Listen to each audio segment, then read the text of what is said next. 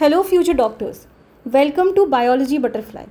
आज हम डिस्कस करेंगे रेस्पिरेटरी कैपेसिटीज़ और इसे कैलकुलेट करने के लिए हमें ज़रूरत पड़ेगी रेस्पिरेटरी वॉल्यूम्स की, जिन्हें हम ऑलरेडी डिस्कस कर चुके हैं। तो पहली कैपेसिटी है इंस्पायरेटरी कैपेसिटी। आईसी का मतलब है नॉर्मल एक्सहेल करने के बाद टोटल वॉल्यूम ऑफ एयर जिसे हम इनहेल कर सकते हैं फोर्सफुली। तो it will be equal to TV plus IRV। दूसरा है एक्सपायरेटरी कैपेसिटी। एक्सपायरेटरी कैपेसिटी का मतलब है नॉर्मल इनहेल करने के बाद जो टोटल वॉल्यूम ऑफ एयर जिसे हम एक्सहेल कर सकते हैं, which is equals to TV plus ERV। Next is vital capacity.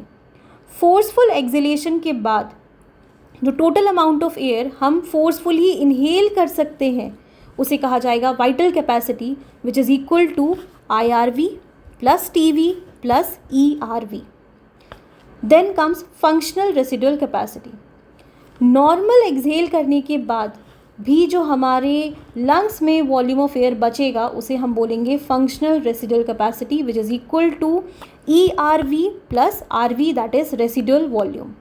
And the last one is total lung capacity.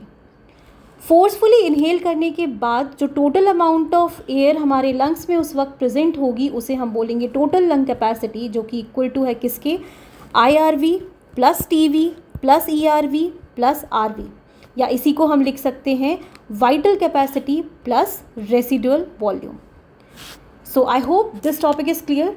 Stay connected for more such topics.